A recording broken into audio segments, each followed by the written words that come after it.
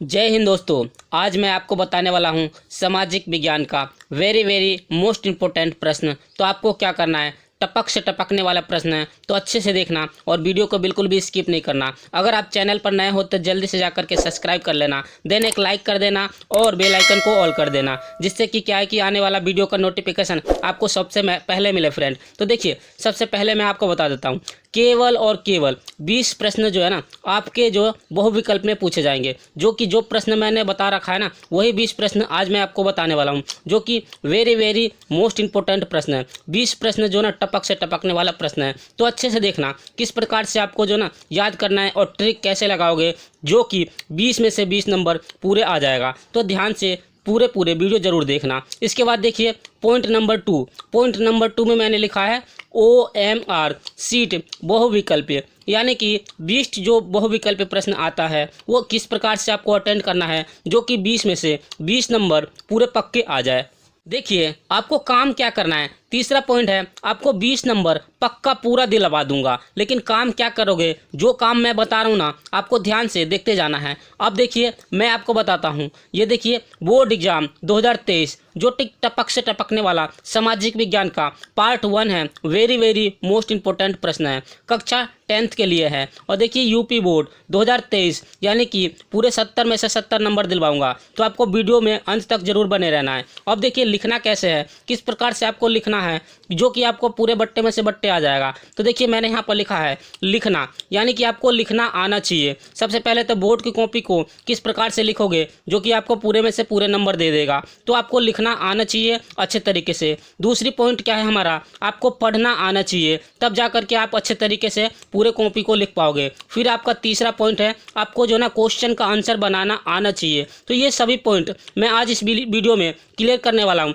तो अंत तक जरूर देखना। और पॉइंट टू पॉइंट पूरा जो है ये 3 मंत्र जो है, ये 3 मंत्र मैंने आपको बताया है। देखिए मैं आपको बता देता हूँ, आपको एग्जाम में कुल 3 मंत्र को पता होना आवश्यक है। आपको ये 3 मंत्र अगर आपको पता चल जाता है ना कि लिखना क्या है, पढ़ना क्या है और बनाना क्या है, ये तीनों चीज़ आपको पता चल जाएगा ना, तो बोर्ड एग्जाम में 100% आप अच्छे तरीके से पूरे नंबर, यानी कि 100 में से 100 नंबर अच्छे तरीके से गेन कर पाओगे। तो पूरे वीडियो जरूर देखना और वीडियो को बिल्कुल भी स्किप नहीं करना, क्योंकि स्किप कर दोगे ना तो आपने जो 100 नंबर मैंने बताया है, 100 में से जो ना कुछ नंबर भी प्राप्त नहीं कर पाओगे, क्योंकि मोस्ट इंपॉर्टेंट क्वेश्चन लिया है और ये पार्ट 1 है। तो ध्यान से देखते जाना। देखिए फ्रेंड, आपको जो है ना 3 मंत्र जो है मैं लास्ट के अंत में पक्का बताऊंगा कि किस प्रकार से आपको पढ़ना है, लिखना है और बनाना है। क्वेश्चन बनाना, लिखना, पढ़ना, तीनों चीज़ आपको कवर कर दूंगा। तो ये चीज़ अगर आपने समझ लिया ना तो बोर्ड एग्जाम में 4 चांद लगा दोगे। तो ध्यान से देखते रहना। चलिए मैं चलता हूँ, आपको क्वेश्चन नंबर 1 की तरफ ले चलता हूँ। आपके एग्जाम में सामाजिक विज्ञान खंड ए से स्टार्ट हो जाएगा या खंड क से स्टार्ट होगा, इसी प्रकार से प्रश्न आपके एग्जाम में पूछे जाएंगे। तो देखिए बहुविकल्प प्रश्न OMR सीट में किस प्रकार से भरना है। तो आपका पहला प्रश्न है, ओटो वन बिस्मार्क का संबंध किस देश से था।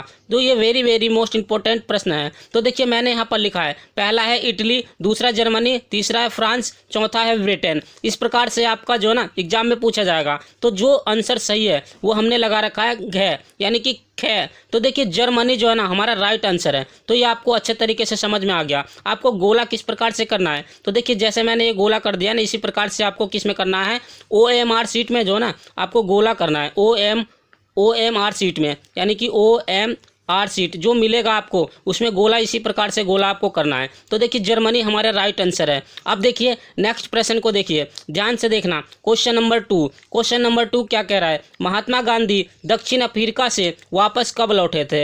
यानी कि दक्षिण अफ्रीका से महात्मा गांधी वापस कब लौटे थे। तो देखिए 1915 ईस्वी में लौटे थे। तो आपको इसी प्रकार से बहुविकल्प में गोला लगाने हैं। तो ये क्वेश्चन आपको समझ में आ रहा होगा। अब देखिए यहाँ पर 4 ऑप्शन है, चारों ऑप्शन को मैंने लिख दिया है। आपको चारों ऑप्शन को नोट करके ये भी क्वेश्चन का आंसर जो है ना आपको लिख लेना अपने नोट कॉपी में, ताकि पूरे में से पूरे नंबर ला सको। देखिए नेक्स्ट प्रश्न क्या है, नेक्स्ट प्रश्न है हमारा क्वेश्चन नंबर 3, वर्तमान में भारत में कुल कितने राज्य हैं, यानी कि कितने राज्य हैं हमारे भारत में। तो देखिए 28 राज्य हैं अभी हमारे भारत में, ये समझ में आ गया। नेक्स्ट क्वेश्चन है क्वेश्चन नंबर 4, यूरोपीय देशों ने मानचित्र पर लकीरें खींचकर किस महाद्वीप का आपस में बंटवारा करा दिया गया था। तो देखिए ये अफ्रीका को जो है ना आपस में मतलब कि बांट दिया गया था, महाद्वीप को आपस में बंटवारा करा दिया गया था अफ्रीका देश को। ये समझ में आ गया। नेक्स्ट क्वेश्चन देखिए, नेक्स्ट प्रश्न है क्वेश्चन नंबर 5। क्वेश्चन नंबर 5 क्या कह रहा है, श्रीलंका स्वतंत्र राष्ट्र कब घोषित हुआ था या कब किया गया था घोषित? तो 1948 ईस्वी में इनको श्रीलंका को घोषित किया गया था। देखिए नेक्स्ट क्वेश्चन क्या है, नेक्स्ट क्वेश्चन है हमारा क्वेश्चन नंबर 6।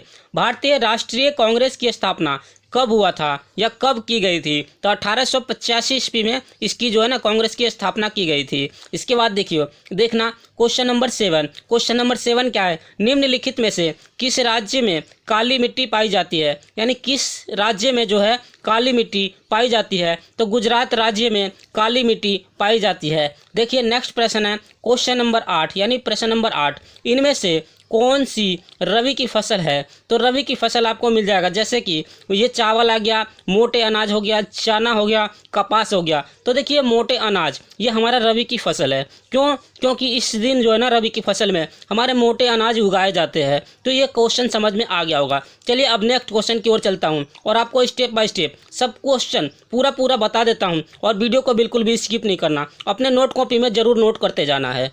देखिए friend question number 9, question number 9 क्या कह रहा है, वैश्वीकरण को संभव बनाने वाले कारक कौन सा है? यानी विश्वीकरण को संभव बनाने वाला कारण कौन सा है? तो देखिए यहाँ पर लिखा है मैंने कै में प्रौद्योगिकी और परिवहन सूचना, इसमें मैंने लिख दिया है पूरा आंसर जो है ना उपयुक्त सभी, यानी कि इनमें से सभी क्वेश्चन का आंसर है। तो आपको जो है ना घ पर लगा देना टिक, आपको OMR शीट पे इसी प्रकार से गोला कर देना है। अगर पूरे गोला करोगे ना तभी OMR शीट जो है ना चेक होगी, अन्यथा आपका नंबर काट लिया जाएगा। अब देखिए नेक्स्ट प्रश्न है प्रश्न नंबर 10, निम्नलिखित में से कौन सा गैर परंपरागत ऊर्जा स्रोत है? तो देखिए सौर ऊर्जा जो है ना हमारा गैर परंपरागत के अंतर्गत आता है।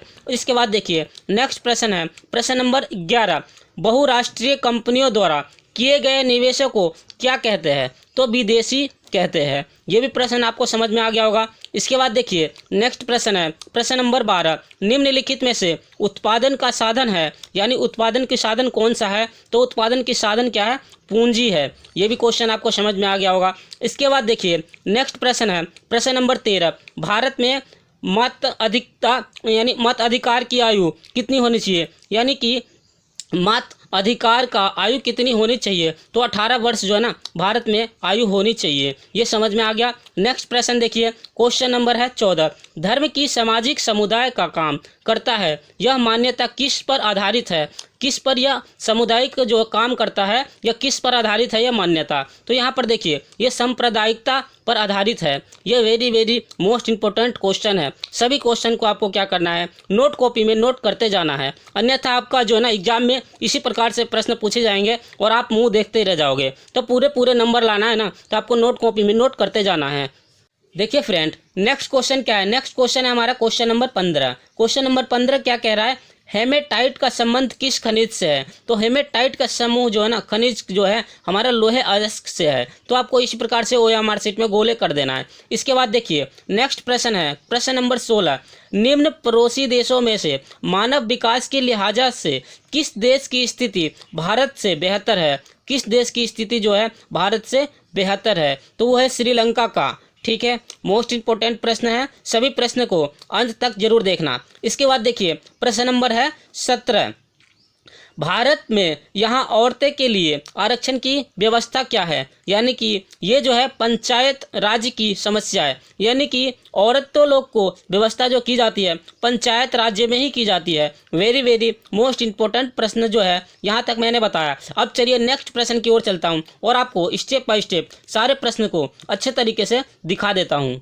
देखिए फ्रेंड नेक्स्ट प्रश्न है प्रश्न नंबर 18, भारत में यहाँ औरतों को के लिए आरक्षण की व्यवस्था है। तो देखिए यहाँ पर मैंने लिख दिया है 4 ऑप्शन है, 4 ऑप्शन में से आपको एक ऑप्शन को चुनना है। तो पंचायती राज्य की समस्या है, यानी समस्याएं जो है पंचायत राज में ही सुलझाया जा सकता है। तो आपको OMR शीट में इसी प्रकार से गोला करने हैं। इसके बाद देखिए नेक्स्ट प्रश्न है प्रश्न नंबर 19, कोरबा प्रसिद्ध है। तो कोरबा कहाँ प्रसिद्ध है? तो कोयला के लिए प्रसिद्ध है। कोरबा किस लिए प्रसिद्ध है? तो कोयला के खदानों के लिए प्रसिद्ध है। वेरी मोस्ट इंपॉर्टेंट प्रश्न है। और लास्ट प्रश्न है प्रश्न नंबर सर्वप्रथम विश्व व्यापार संगठन WTO किसके द्वारा शुरू किया गया था? तो विकसित देश के लिए शुरू किया गया था। वेरी वेरी मोस्ट इंपॉर्टेंट मैंने आज जो है 20 प्रश्न आपको बताया है, जो कि वेरी वेरी मोस्ट इंपॉर्टेंट प्रश्न है। तो आपको क्या करना है, ये जितने भी प्रश्न मैंने बताया तो आपको नोट कॉपी में नोट कर लेनी है। और मैंने 3 मंत्र बताया था, जो कि 3 मंत्र जो है ना,